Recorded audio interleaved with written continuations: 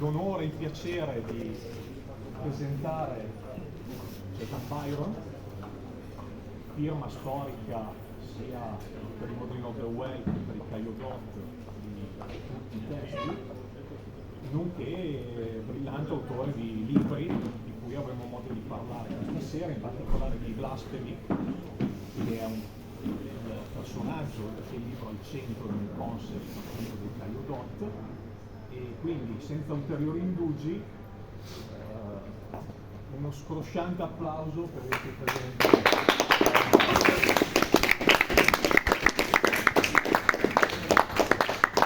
Good evening, everybody. Thank you for coming out to see me. My name is Jason Byron. I'm a longtime collaborator with Toby Driver and friend. I've been collaborating with him for over 20 years.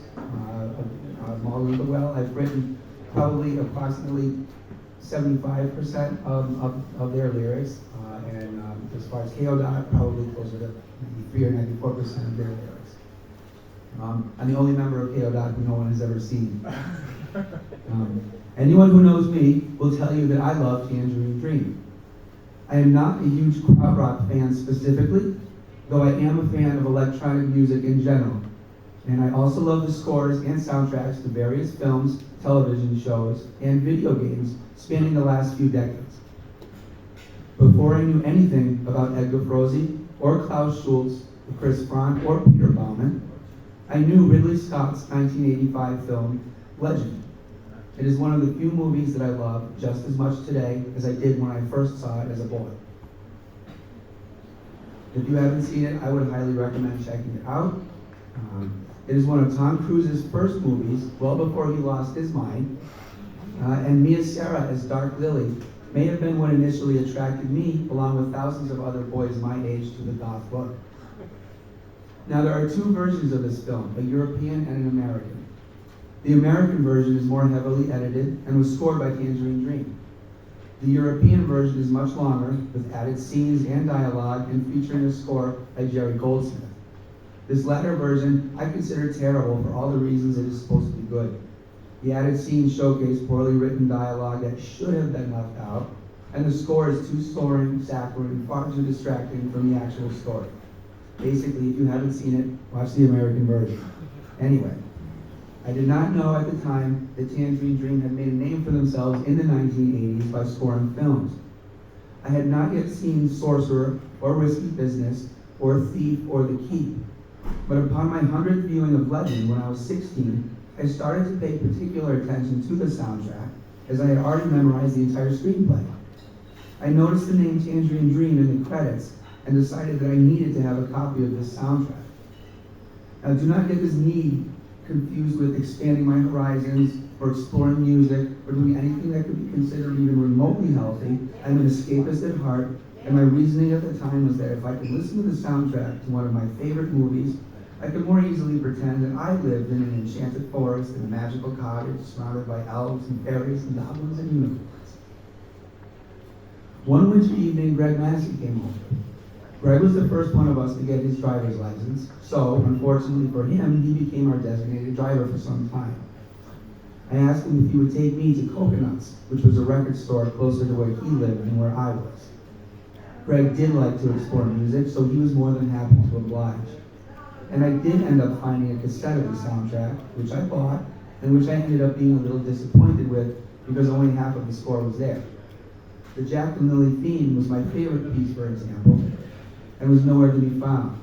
In fact, as an aside, I ended up discovering this lost track on YouTube during the winter of 2013, and I listened to it more or less non-stop while writing the words that would become KO Dot's Bardo. By the following summer, I had listened to the Legend soundtrack pretty much to death, but I developed a genuine interest in the artist. I began to explore Tangerine Dream's catalog, unaware of how vast it was. Every time I visited a record store, I would find something different to buy. Some of it was brilliant, some of it was alright, and some of it was unlistenable garbage. That's what's going to happen when you've got over 50 studio albums, countless live albums, soundtracks, remixes, and remixes of remixes under your belt.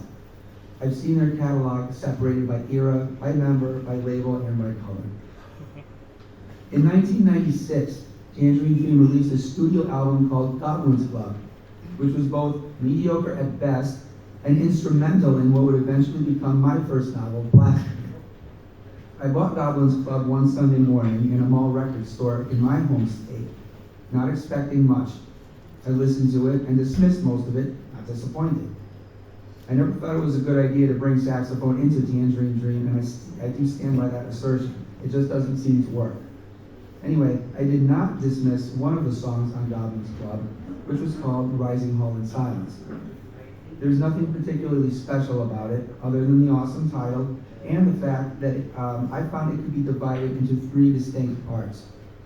It is not a particularly lengthy song, just under 8 minutes, but with repeated listens, mostly while driving the 45 miles or so back and forth from my girlfriend's college, I found myself beginning to develop the framework to a story that coincided with the 3 parts of the song, or at least how I divided it and what images they conjured. Now, people have asked me how I write KO lyrics, and the answer is that there is no specific way. Toby has both sent me rough mixes to listen to and left me completely to my own devices, as with Byron.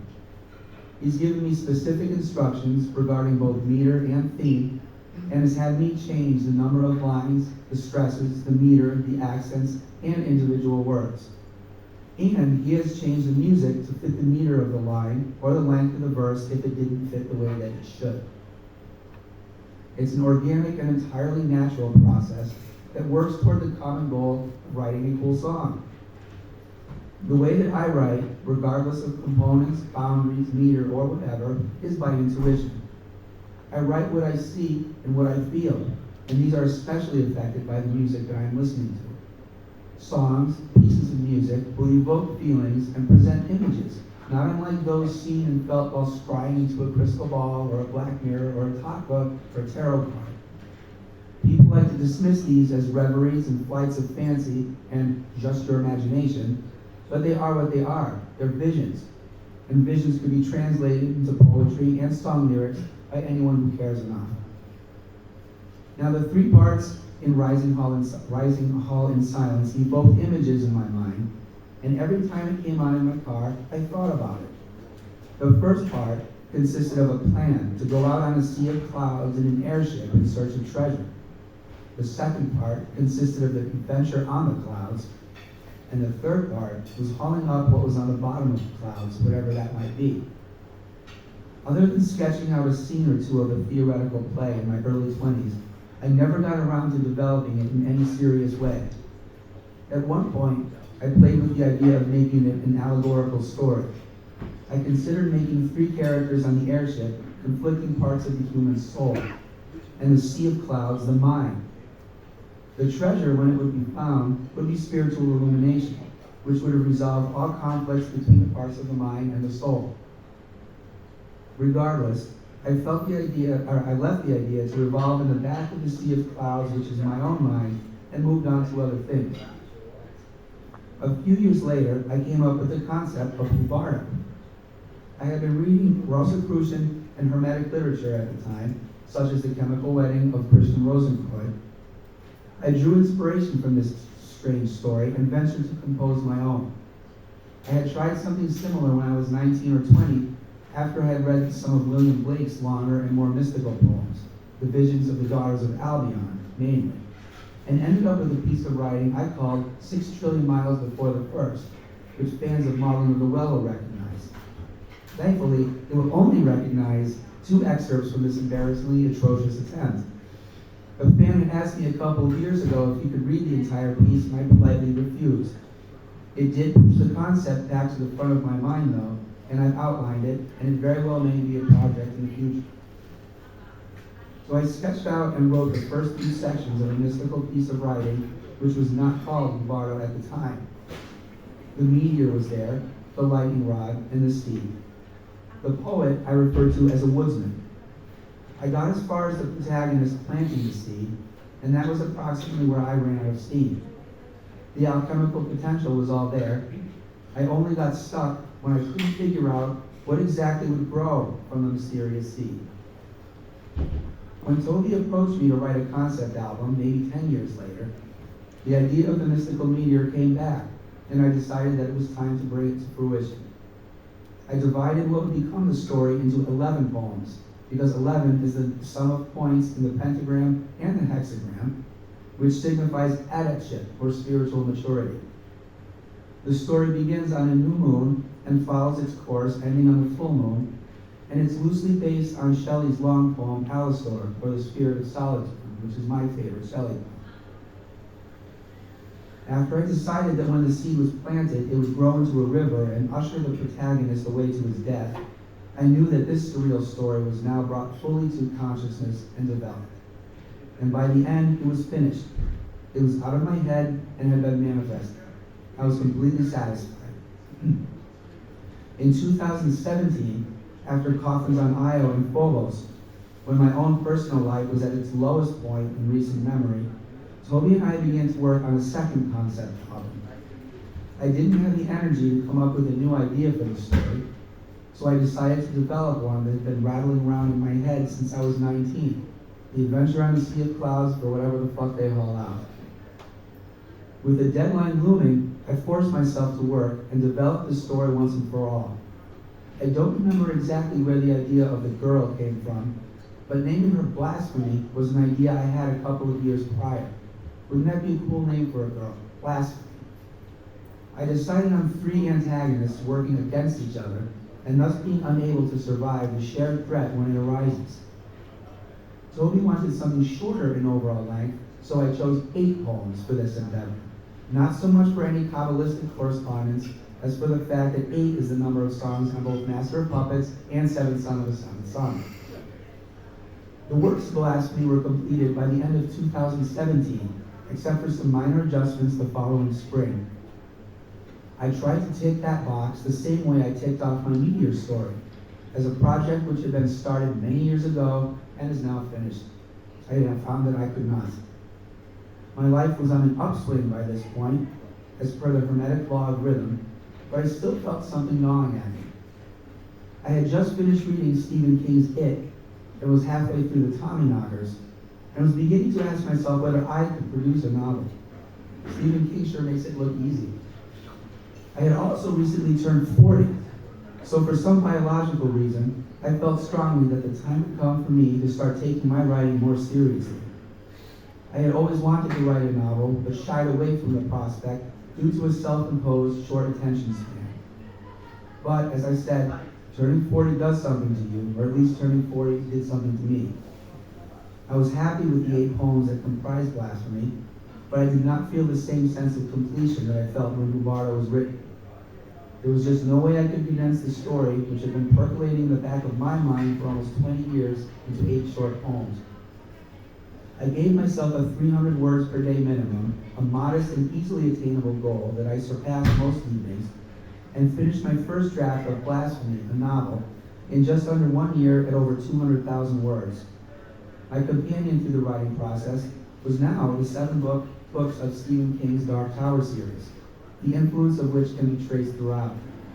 Blasphemy, as a result, has a gritty edge to it, to put it mildly, is both super violent and descriptive in its violence, and showcases human beings at their absolute worst.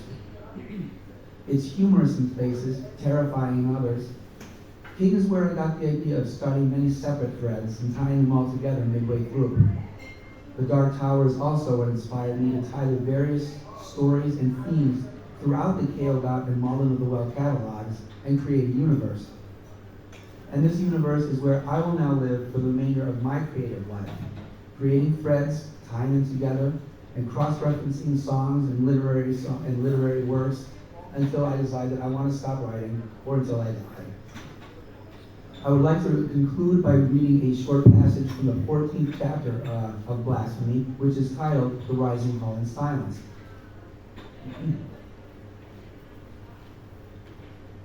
I played an encore with Keoghat yesterday, so I'm sorry that my voice is destroyed. Okay. The handle at first appeared to be a single ring of metal, but upon the removal of the hook, it was revealed that it was indeed 2. The bottom ring slid neatly in beneath the upper in a concealed groove, and these 2 pulled apart to open the doors. It was not very practical unless one considered its other use as an eye for a hook lowered from the obscurity of clouds. No one made a move to grasp the handles once they were free of the hook. They stood in dumb wonder, all four, and looked down at the closed cabinet and its covering of hieroglyphics. DeFeo thought he could make out a cock. Yes, definitely a cock and two balls. Another wind whipped across the deck of the Amalia and whistled over the open hold. The good captain finally broke the silence. "Well, antique dealer," he said. The sudden sound of his voice and the otherwise quiet as the grave space made them all jump. "It's your find." He gestured toward the cabinet. "Show us what we came out here for."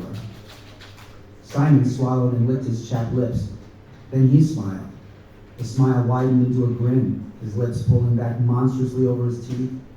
He looked like a ghoul, with his blazing eyes and his scraggly hair and his emaciated frame. Hart wondered if perhaps the skin hauler was afraid of something after all. It was out of character for him to pass on a chance to be the first of anything, and he always just took what he wanted. He was a real take charge, go get him type of person. Osmar DeFeo probably would have made a very good court rat if he had been dealt a different hand in life, the pilot observed. A twisted chief on some barony on the Gif. God knew he had the temperament and ethical standards for politics. Hart wondered why he thought these things and why the Gif seemed to pop into his head. The gaunt antiquarian moved closer to the cabinet and bent over the closed doors. His shadow fell heavily upon them and obscured the writing. He reached down, noticing his skeleton hands, and grabbed hold of the rings. They were warm to the touch, which Simons found surprising.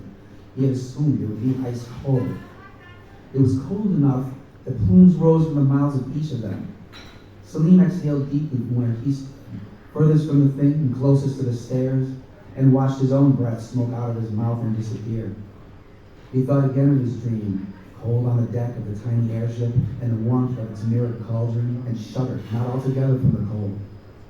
He watched through eyes round and wide, his lantern gripped tightly, oh so tightly in sweaty, trembling hands, as Simon Sorosamon reached down and took hold of the rings on the doors.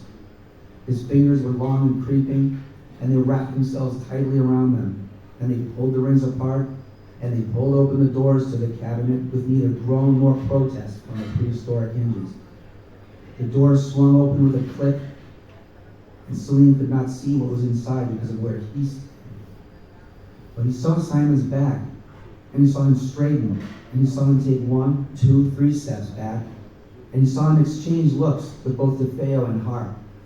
Hart, who stood across from Simon, had removed his glasses, looking shocked. But DeFeo let out a snort and shook his head. "A cunt," he said matter-of-factly and chuckled. He turned, shaking his head, and walked past Salim toward the stairs. The good captain looked at the companion as he walked by, smirking. "A cunt," he repeated, and hooted laughter. He walked heavily up the steps and left them.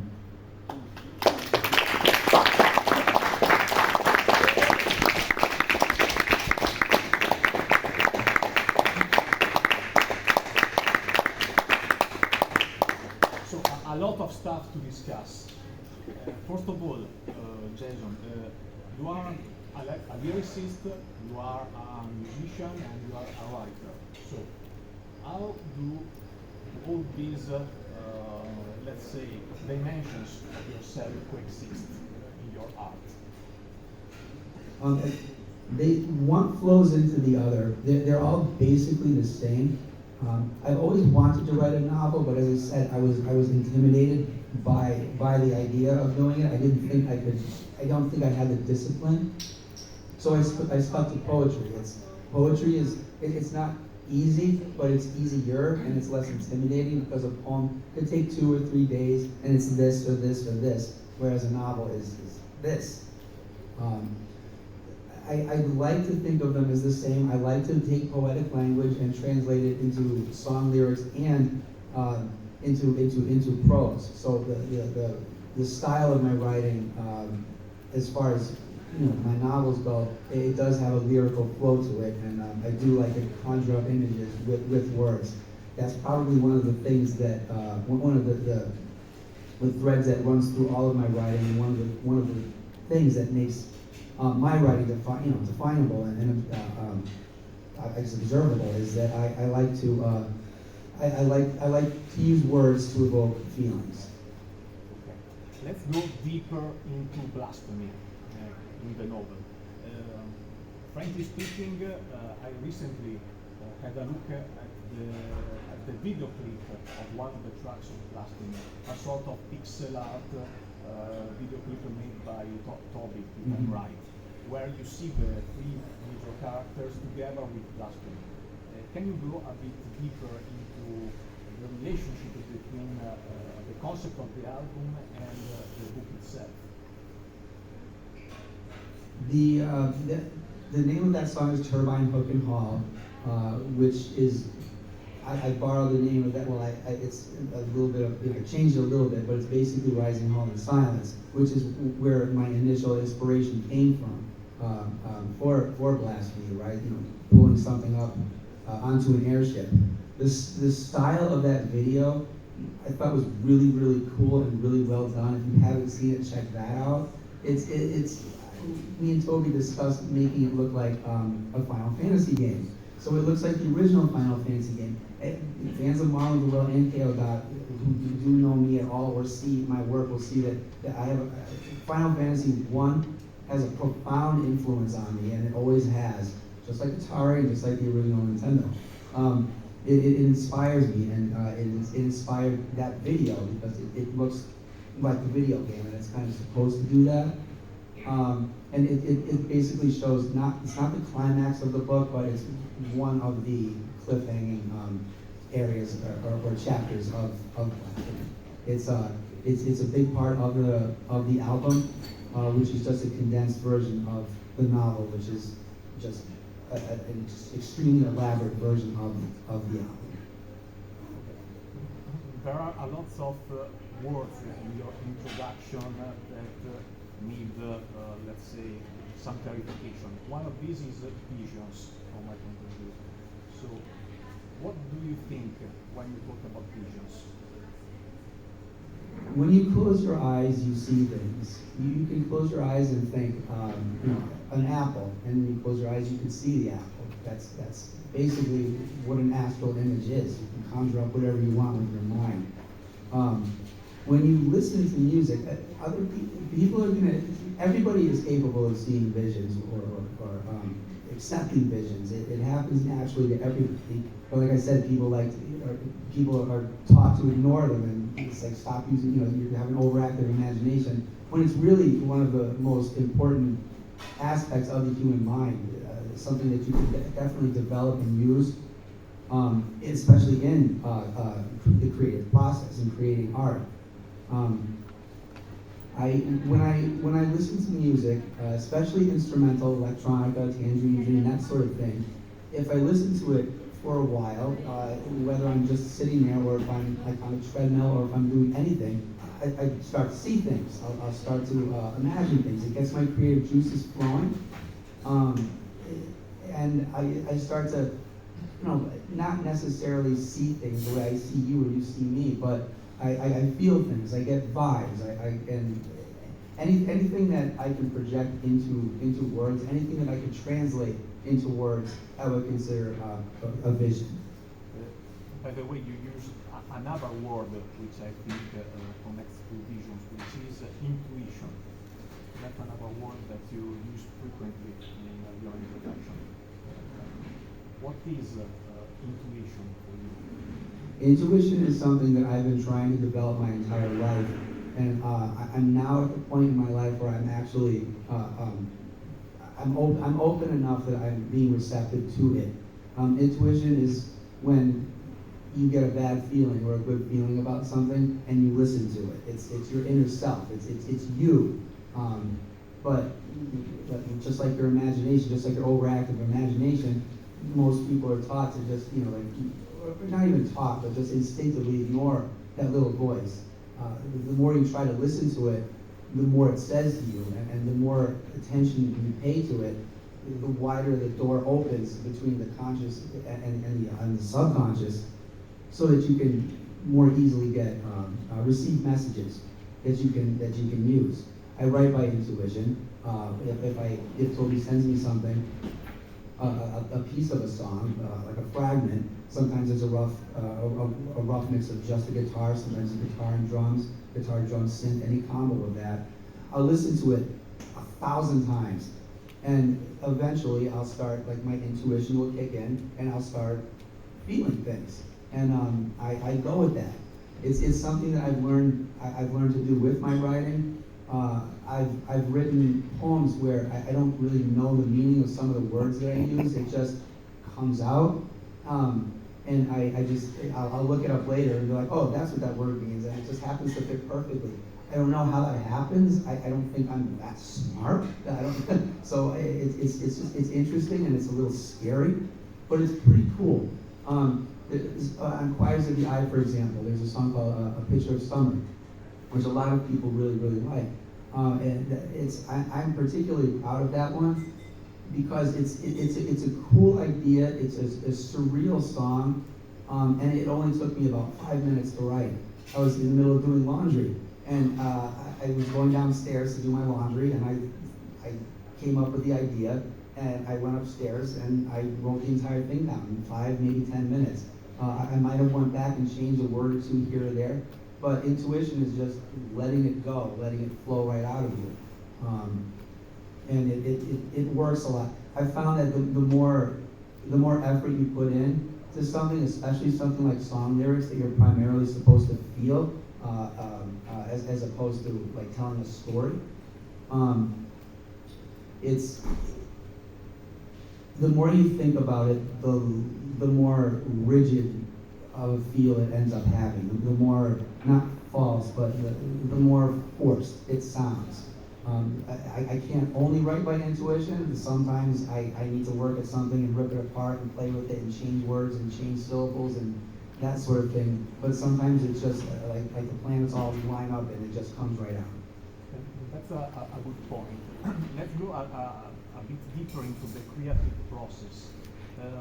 According to your introduction, it looks like you almost force yourself to write because you put yourself a rule of 300 words per day to write.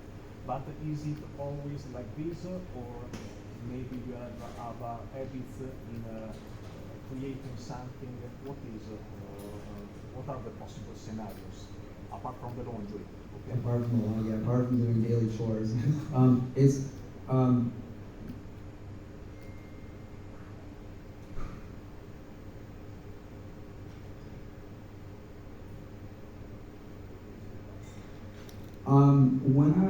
when I write poetry, that's the kind of thing I sit down. It's not really that disciplined. I sit with it. I listen to a piece of music 1,000 times until things come out. I go and I change it. I play with it. But poetry is something that's supposed to, or song lyrics. I use the two terms interchangeably because I've always considered them pretty much the same thing. But I write poetry when I'm inspired. That's a really, really bad thing to do with prose. I've tried to write novels in the past, and the way I've always written up until Blasphemy was that I would write when I felt like it, when I was inspired. Well, you can't write when you're not inspired because then it's not going to sound good, then it's going to sound forced. So, I was very, anytime you start a project, there's enthusiasm, there's inspiration, you really want to do it, and then it kind of peters out, it sputters out, at least it does for me, after a few days or weeks, sometimes a month, and then I always say, okay, I'll come back to that later, and then 15 years go by, and I've forgotten all about it. I decided to take a different approach with Blasphemy because, when I turned 40, tick tock, tick tock, tick tock. Theoretically, half my life is over, so I better start. Actually, theoretically. But I decided to treat that like a job. If you only went to your job when you were inspired and wanted to, nobody would ever go to their job. So I treated it, not 8 hours a day, but I gave myself 300 words a day as maybe two medium to longer paragraphs in length. It's really, really easy. So I forced myself every 6 to 7 days a week sit down and write at least 300 words. And if you can't, for whatever reason, write, then go back and do some editing and like play with a previous chapter. But you have to be working at it every single day. And it's that discipline, which is basically the magical process. You come up with an idea, you have to bring it out, you have to manifest it. You can't just wish for it. I mean, that's how it starts, but you have to bring it out. And by working at it daily, you get from point A to point B. You can't say I want to drive from here to here, and then just sit in your car and be like, okay, let's go. You have to actually hit the gas and go, and it takes time. So I treat it like a job, but like the job that I love. You told us that you were not, let's say, satisfied with the first draft of lyrics of Blasphemy and needed to go deeper into this world and create the book that we have here with us. And when you are completely satisfied with what you do? Well, with Blasphemy, I was satisfied with the words. I think that the words are good. I think the story. I think if for those of you who heard it, like you can read the words to the songs. It's cohesive. It tells a story. It's not too ambiguous, which is difficult for me to say. But it tells its story. But I had so much other stuff going on. There are other characters. There was all sorts of other side stories and side quests and things like that I wanted to embellish on and work on. So I developed it into the novel. Yeah. Fine. Of course, if you have any questions, feel free to ask. Jason is available. What music? Or I don't know. I remember you told me before that you're used to listen to white noise while you're writing. Yes. There are also specific musics that you prefer when you are creating something or not? When it's prose, if I'm working on a novel, it's only white noise. Anything's going to be a distraction. That's why I started doing that. Put earbuds on, listen to white noise. I've taken bathroom breaks, but I'll pause the white noise. but I listen to white noise only. Anything else is a distraction. If I'm writing song lyrics, or poetry, it's got to have a lyrical quality to it. So I listen to electronica, only instrumental, and words are going to interfere. Words are very distracting. But yeah, like pretty or like driving electronica really gets my juices going, and that's really what starts images in my head the most easily. There is another novel on this table. Would you like to talk us a bit also about this another novel, that one? Sure. This is called Amalia. Amalia is based on the song Amalia's Theme, or the words to Amalia's Theme, which is on Herodot's Plastic House on Base of Sky. My wife and I went to Greece in 2015. We toured Athens, which was amazing, and we went to Delphi, and we spent some time, not enough time, but we spent a little bit of time there. And at the down the street from the archaeological site, there's a hotel called the Amalia Hotel. I think it's a chain actually. I think there's one in Athens as well. But when I got home, I thought it was great, and I really liked it. Greece is weird, so like in a good way. The hotel it's like old, but like late 70s, early 80s old. It was like forgotten, like 1983 or 84 or something like that, which is my aesthetic. I mean, that's when I came out, so I love that time period. When I got home from that trip, I started thinking about Delphi more, and or the Oracle at Delphi, and it eventually I was eventually able to write the song, the words of the song, Amalia's Theme. Same kind of thing with Blasphemy. Like, I loved it, and I left it alone. It's like a cool piece of writing, like a really cool idea about a Delphic oracle who is cursed with immortality and who now lives in this hotel that is just off, right near the archaeological site, and what her extremely long existence is like. But during COVID in 2020, nobody had anything to do. We were all laid off from our jobs and all in lockdown. And I decided to use that time to develop Amalia's theme into a novel. So that's what I did. This is the entire novel, whereas Blasphemy is over 500 pages long. It was too expensive to produce to print out copies of the entire piece.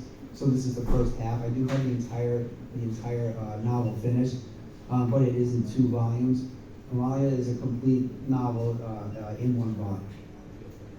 You mentioned also Stephen King as an important influence in your novels. Can you tell us a bit more about this? I love to read like a musician. Like you have to, if you don't listen to music, you have to listen to a lot of music in order to. As far as I know, you have to. The more music you listen to, the more it expands you. The more the more you can relate to different types of music. The more you can use different types of music and use those influences in your own writing. The same as with composition. I'm writing a novel.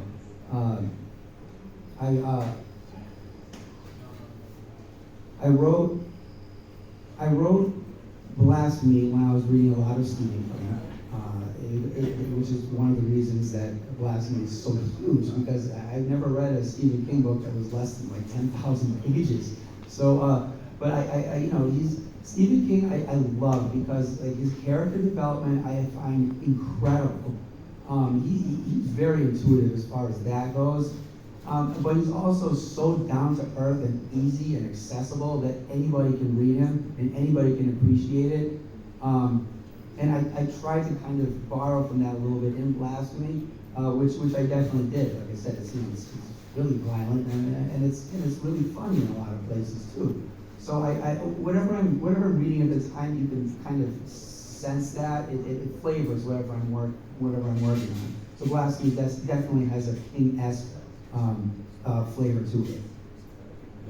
Let's go back to your approaches to the Caillot and Moody Novel Well music and your relationship with Toby in the compositional phase. So, is let's say the process once again always the same, or it can change according to maybe the music is ready first, or maybe the lyrics are ready first? How do you work together? We've done every combination you can think of as far as the writing process or the creative process goes. Yeah, Toby has sent me pieces of music, rough mixes, that sort of thing, even almost finished things. And I've also Choirs of the Eye, for example. Choirs of the Eye and Dowsing Anemone. Were all the words to those are written at once. I went through a kind of a growth spurt as far as my creative process goes when I was in my early 20s. There's definitely a distinction between my writing style in Modeling of the Well and Chaodot. It kind of just changes overnight. I can't really explain why exactly, other than I hit some sort of growth spurt. I wrote a series of poems that, including everything that was on those 2 albums. And me and Toby just went through and he would check, I like this, I think we should use this, I think we should use this. And we would kind of, trim it down to let's use these. And then we would play with which poem would sound best with which song. Toby's kind of a master at getting it to fit and matching it up. I'm not. I consider myself kind of a musician, but I'm not. Like his sense of timing and how he can fit things in. I've never seen anything like it. So because I don't really write, strict poetry, like this many accents and this many lines, this many quatrains, a couplet here. I do sometimes, but it's a lot of the time there's kind of a flow to it. But he just makes it work. There are artists who create lots of pieces of art like you, novels, lyrics, etc., and need some period of rest between one project and the other. What about you? Do you produce art continuously, or do you need a rest too between one project and the other? I like to work as consistently as I can. As soon as I finished writing Amalia, I started work on another, a third novel actually, which is going to be based on Library Subterranean from Coffins, Ohio. So I'm working on that right now. Well, I ended up, selling my house, and the life kind of happened, so it's on the back burner for the moment. But I do like to work more or less consistently, even if I'm not writing specific. Like if Toby contacts me and says, "Okay, here's a deadline. I need to have this many poems. Can you do this?" I'm like, "Yes, I will." I like a challenge, and that's kind of it gives me structure. If left to my own devices, practice doesn't make perfect, but it tends in that direction. So the more you practice, the better your writing is going to be. So I try to write, even if I don't intend on ever publishing any of it, I try to write as consistently as possible. I try to keep a journal, not necessarily about what I'm writing or what I'm thinking, but just to continually be working, because it's like, your writing it's like a muscle. You have to exercise it. Like you have to keep it going. Yeah.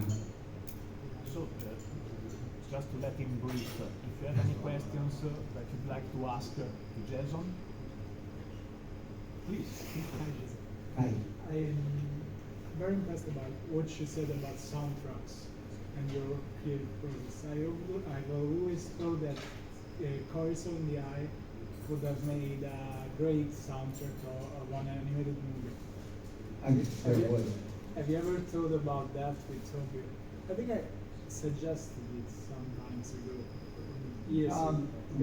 That would probably be a Toby solo project, because most I love soundtracks. I love that sort of thing, but they're all instrumental. Like they wouldn't be. So without any lyrics. Yeah, I wouldn't really feel that was necessary. Like I would use the soundtrack to write, to inspire me to write something, but I don't think it would be part of the same thing. That said, I think if Blasphemy or Amalia were ever made into any kind of movie, guess who's going to score it? Yeah, I guess. Thank you.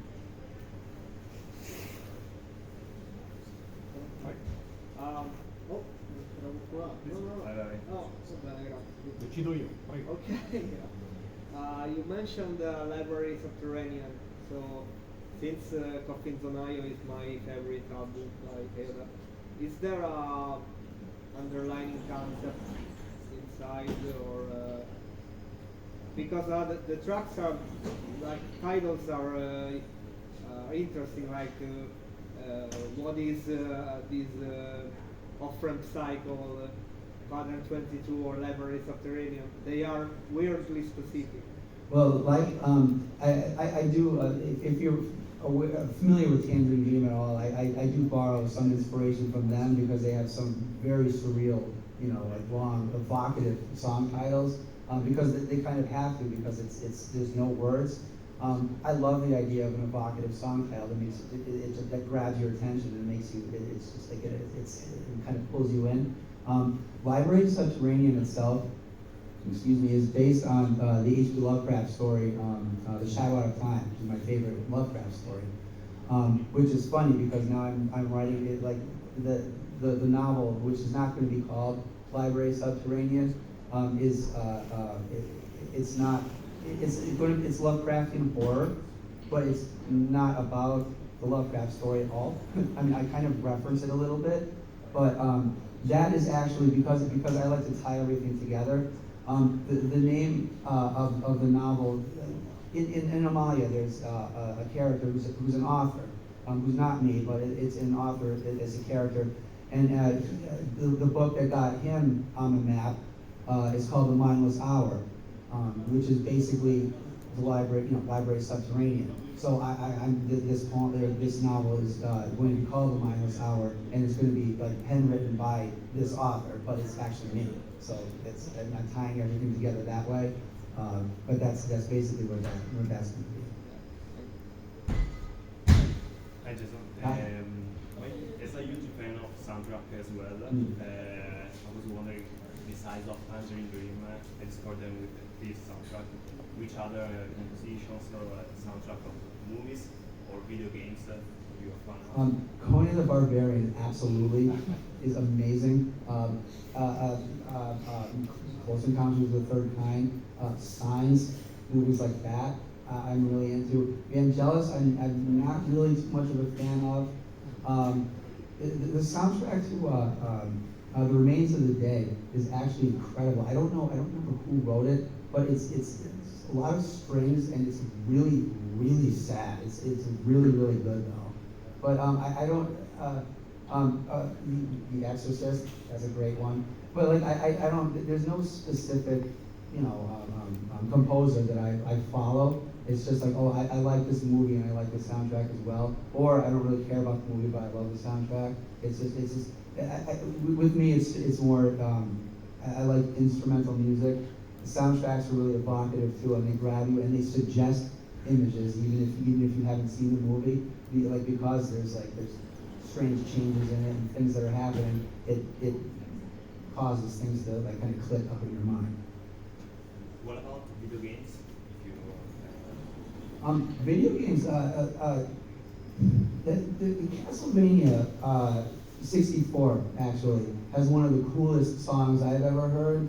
The Villa music, I don't know if you're familiar with that, but yeah, it's an old game, but it's pretty good. Like the same kind of thing, like Secret of Mana, amazing soundtrack. Super Metroid. Like I'm a retro gamer, so it's all going to be Super Nintendo and Nintendo stuff. Atari didn't really have a soundtrack. It was just like beep beep boop, like R2D2 kind of. That was in the video music. But a lot of Super Nintendo games pretty much do the same kind of thing. Wizards and Warriors for the original Nintendo, one of my favorite games. Great soundtracks. Thank you. Other questions? Prego. Yeah, I had a question, which might be a little bit of a cliche question, but regarding the albums and what you said about intuition and the narrative of an album and a concept and also your novels, do you know how it ends when you start it? Or when do you know when it's finished? I know it might be intuition, but when you start, do you have it straight away at the end?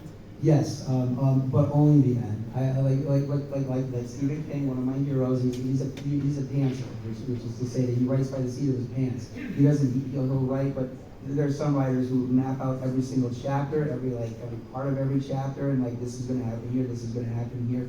I don't remember who wrote The World According to Garp. It's a phenomenal book. But that writer writes the last sentence of the novel first, and John then Irving.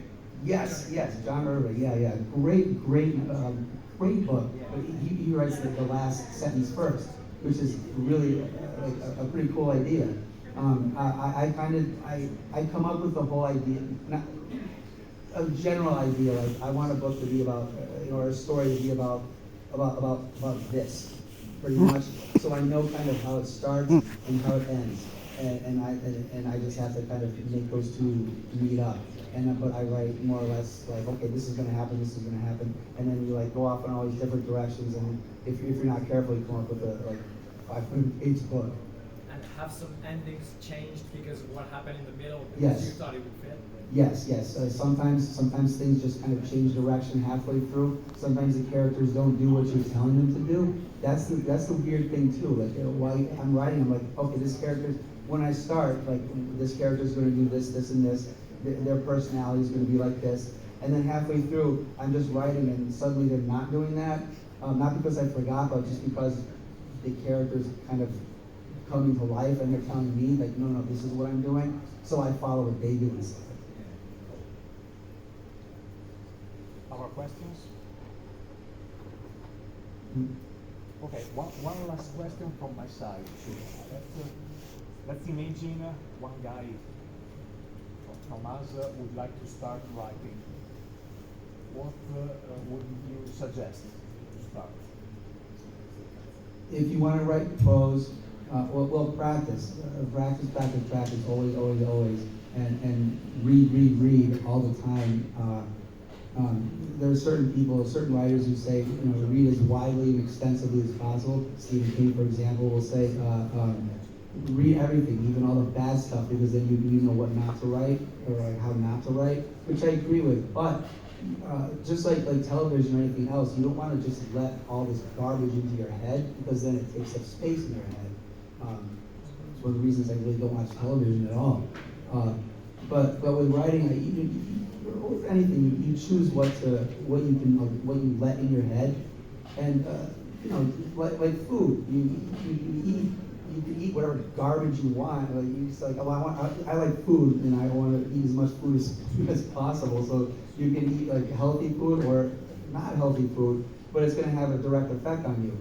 The same with my opinion is it's the same with writing and reading. Read the best literature you can find, because that's what you want in your head. That's what you want to inspire you. That's what you want to influence you, and that's what you want to not emulate, but that's what you want to model yourself after. Not just like some top 20, like New York Times bestseller. That's most of that garbage and not worth it anyway. So read, but read well, and practice often, and give yourself a modest limit, work with it, like I did. I swear it works, and just discipline yourself and stick to it, and things get done. It's really weird, but when you work on things, they actually get done. Sorry, can I ask a question? Sure. You mentioned that the worlds are connected and the books are connected. Now I've read them, so I've noticed some of the connections, but I was wondering if you have an opinion on which one should be read first to really understand the connections in the best way. Probably Blasphemy, just because I wrote it first. So Amalia is going to kind of reflect and play off of that. Blasphemy is full, chock full of Marvin of the Well references and that sort of thing, which is really cool because that was my reference point. But the more that I'm writing, the more reference points I'm creating. So Marvin of the Well and K.O. primarily influenced a lot of the subject matter in Blasphemy. Whereas Amalia also has a lot of K.O. and Marvin of the Well references in it, but it also can refer to blasphemy. So the Mindless Hour, which is my next one, is going to have to do with Amalia and blasphemy and all of the K.O. stuff. So it's everything. You could read them all separately and still figure everything out. And even if you don't, it's an entertaining read. But to go in chronological order would probably be the best way to pick up on everything. After a question from Toby Driver, I think there's nothing more to ask. So, thank you very much for your time and for all these pieces of information that you shared with us. Of course, if you want to buy the books, they are available here. And if you want to tell something to these people, it's the right time. Feel free. So thank you all so much for coming. I like I said in the beginning, I'm the only member of KO only member, not member of KO who's no one's ever seen before, because I'm a hermit. I'm a recluse. I'm a stereotypical writer who just wants to be left alone and work on his shit and that sort of thing. But this tour has been one of the most amazing and eye-opening experiences of my life. Because for the last 20 years, I never had any idea that anybody gave a flying fuck about anything that I had to say or wrote. Song lyrics are just a lot of people buy music digitally now, so it doesn't come with words. Or you can look up the words if you care enough. I know I'm old school. I like a record album or a CD where you can with pictures of the band and all these liner notes and song lyrics. I've been inspired by cool song lyrics ever since I started listening to music when I was a kid. Seven Son of a Seven blew my mind when I first heard it, and it still does. And it was one of the first albums I ever bought, and it had the words to it. So it's I didn't think that other people felt the same about that sort of thing. I thought everyone was just oh, Hail God is awesome. It's cool music. But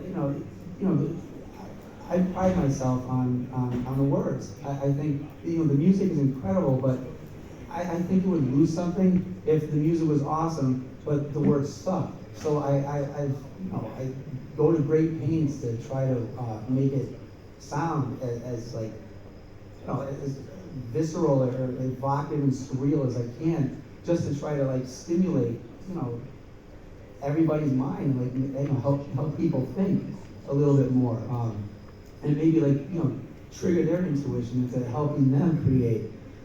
So all the positive feedback that I've gotten from people at every show, people telling me that these words are amazing. It's changed my life.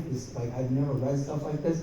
Like hearing that is really, really completely like changed my entire kind of outlook on everything, as far as my self-worth goes, and as far as my career in writing. And at the beginning of this, I was like, well, let me see how this goes. I may or may not continue to pursue writing, especially as a form of income.